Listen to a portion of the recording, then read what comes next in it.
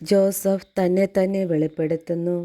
തൻ്റെ അടുത്ത് നിന്നിരുന്ന ഈജിപ്തുകാരുടെ എല്ലാം മുൻപിൽ വികാരമടക്കാൻ ജോസഫിന് കഴിഞ്ഞില്ല. അവരെയെല്ലാം പുറത്താക്കാൻ അവൻ ആജ്ഞാപിച്ചു. അതിനാൽ ജോസഫ് സഹോദരന്മാർക്ക് തന്നെ തന്നെ വെളിപ്പെടുത്തിയപ്പോൾ മറ്റാരും അടുത്തുണ്ടായിരുന്നില്ല. അവൻ ഉറക്കെ കരഞ്ഞു. ഈജിപ്തുകാരും ഫറവോയുടെ വീട്ടുകാരും അത് കേട്ടു. ജോസഫ് സഹോദരന്മാരോട് പറഞ്ഞു, ഞാൻ ജോസഫാണ്. എൻ്റെ പിതാവ് ഇപ്പോഴും ജീവിച്ചിരിക്കുന്നു. അവരാകെ സ്തംഭിച്ചുപോയി. അവർക്ക് സംസാരിക്കാൻ കഴിഞ്ഞില്ല.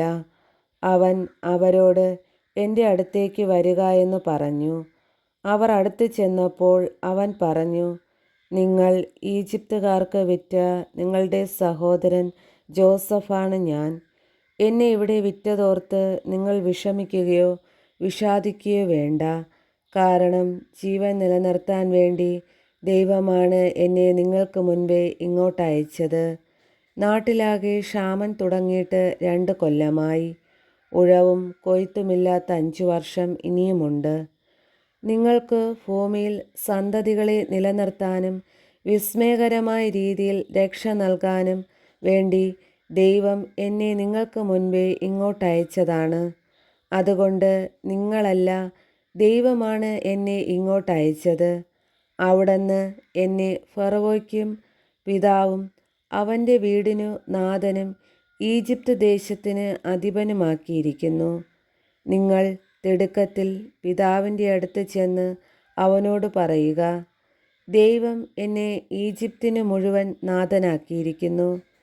എൻ്റെ അടുത്ത് വരണം, ഒട്ടും താമസിക്കരുത് എന്ന് അങ്ങയുടെ മകൻ ജോസഫ് പറയുന്നു. അങ്ങേക്ക് ഗോഷെനിൽ പാർക്കാം. അങ്ങ് എൻ്റെ അടുത്തായിരിക്കും. അങ്ങയോടൊപ്പം അങ്ങയുടെ മക്കളും മക്കളുടെ മക്കളും ആടുമാടുകളും അങ്ങേക്കുള്ള സകലതും അവിടെ അങ്ങയെ ഞാൻ പോറ്റിക്കൊള്ളാം. ക്ഷാമം 5 കൊല്ലം കൂടി നീണ്ടു നിൽക്കും. അങ്ങും കുടുംബവും അങ്ങേക്കുള്ളവരും പട്ടിണിയിൽ അകപ്പെടാതിരിക്കും. ഞാനാണ് നിങ്ങളോട് സംസാരിക്കുന്നതെന്ന് നിങ്ങളും എൻ്റെ സഹോദരനായ ബെഞ്ചമിനും നേരിൽ കാണുന്നുണ്ടല്ലോ. ഈജിപ്തിലെ എൻ്റെ പ്രതാപത്തെപ്പറ്റിയും നിങ്ങൾ കണ്ടതിനെക്കുറിച്ചും പിതാവിനോട് പറയുക. വേഗം ചെന്ന് അവനെ കൂട്ടിക്കൊണ്ടുവരിക. ജോസഫ് ബെഞ്ചമിനെ കെട്ടിപ്പിടിച്ച് കരഞ്ഞു.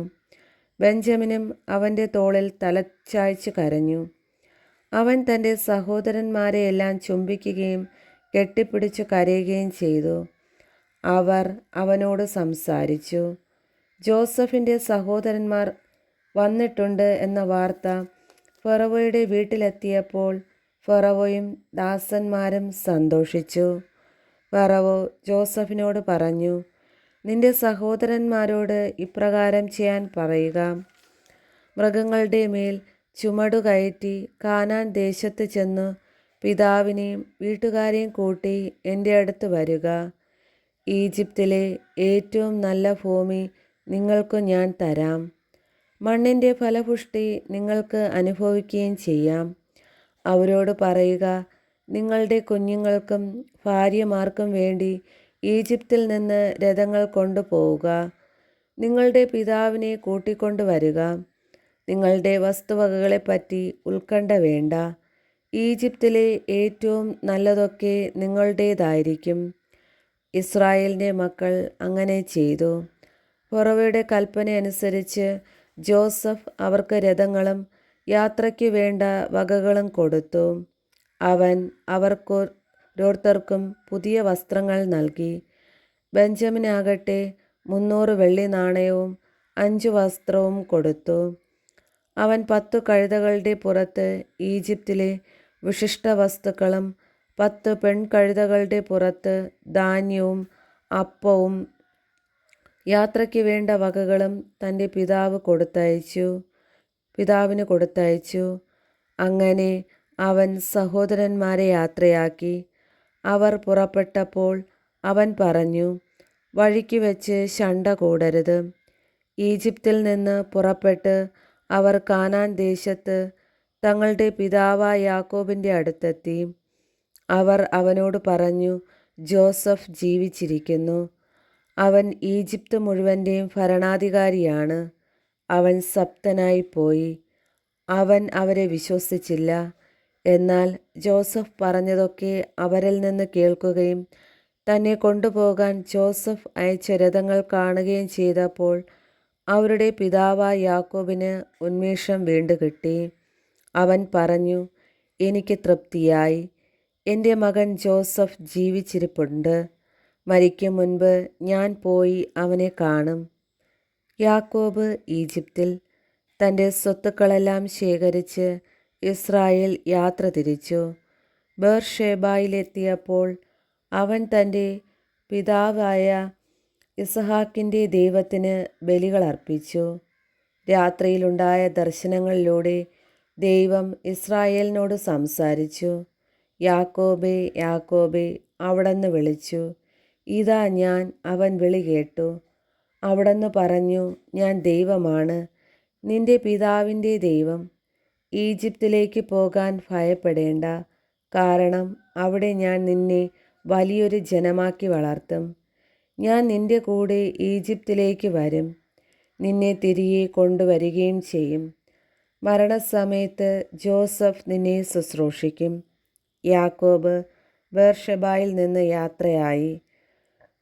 ഫറവോ കൊടുത്തയച്ചിരുന്ന രഥങ്ങളിൽ ഇസ്രായേലിൻ്റെ മക്കൾ പിതാവായ യാക്കോബിനെയും തങ്ങളുടെ കുഞ്ഞുങ്ങളെയും ഭാര്യമാരെയും കയറ്റിക്കൊണ്ടുപോയി.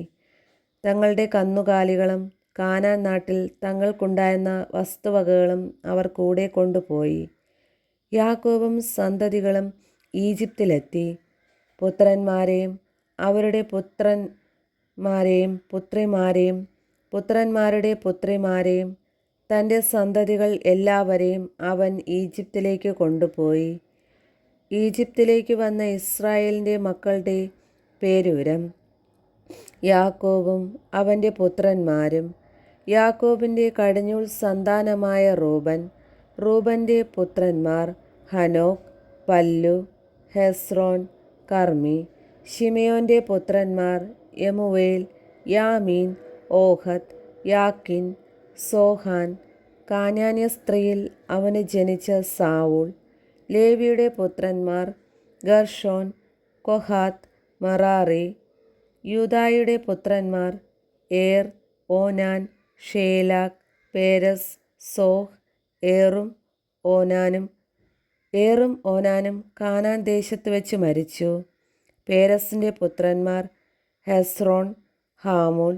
ഇസ്ഹാക്കിൻ്റെ പുത്രന്മാർ തോല, ഹുവ, യോബ്, ഷിംറോൺ. സെബുലൂണിൻ്റെ പുത്രന്മാർ സേരത്ത്, ഏലോൻ, യഹ്ലേൽ. പാദാൻ ആരാമിൽ വെച്ച് യാക്കോബിന് ലേയായി ജനിച്ച പുത്രന്മാരാണ് ഇവർ. അവളിൽ അവന് ദീന എന്ന പുത്രിയും ജനിച്ചു. തൻ്റെ സന്താനങ്ങളുടെ ആകെ എണ്ണം 33.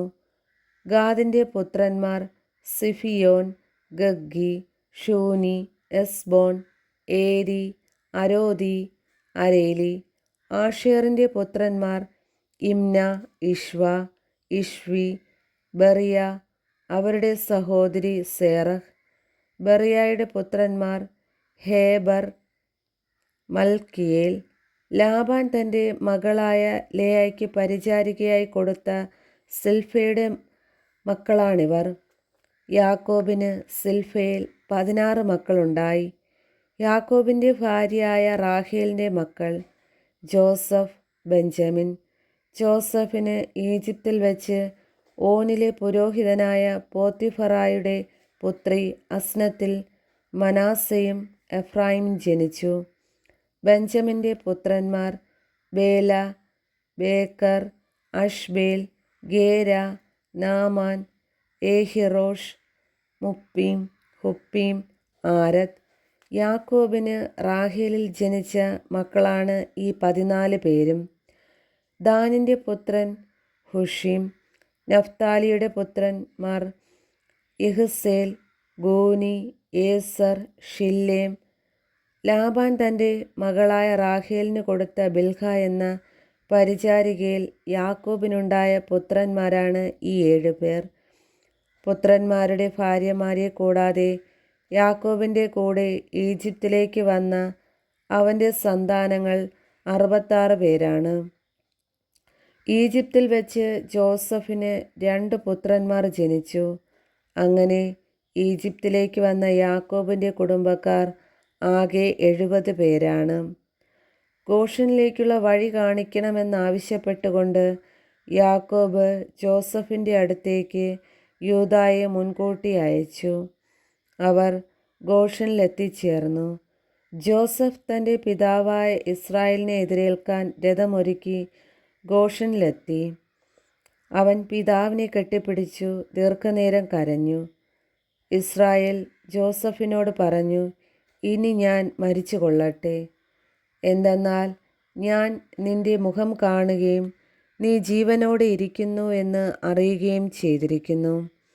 ജോസഫ് തൻ്റെ സഹോദരന്മാരോടും കുടുംബത്തോടുമായി പറഞ്ഞു, ഞാൻ പോയി ഫറവയോട് പറയട്ടെ, കാനാൻ ദേശത്തായിരുന്ന എൻ്റെ സഹോദരന്മാരും കുടുംബം മുഴുവനും എൻ്റെ അടുത്ത് എത്തിച്ചേർന്നിരിക്കുന്നു. ഇവർ ഇടയന്മാരാണ്. കാലിമേയ്ക്കലാണ് ഇവരുടെ തൊഴിൽ. ആടും മാടും അവർക്കുള്ളതുമൊക്കെയും അവർ കൂടെ കൊണ്ടുവന്നിട്ടുണ്ട്. ഫറവോ നിങ്ങളെ വിളിച്ച് നിങ്ങളുടെ തൊഴിൽ എന്താണെന്ന് ചോദിക്കുമ്പോൾ അങ്ങയുടെ ദാസന്മാർ ചെറുപ്പം മുതൽ ഇന്നുവരെയും കാലിമേയ്ക്കുന്നവരാണ്. തങ്ങളുടെ പിതാക്കന്മാരും അങ്ങനെയായിരുന്നു എന്ന് പറയണം.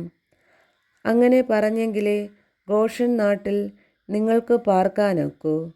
കാരണം ഇടയന്മാരോട് ഈജിപ്തുകാർക്ക് അവജ്ഞയാണ്.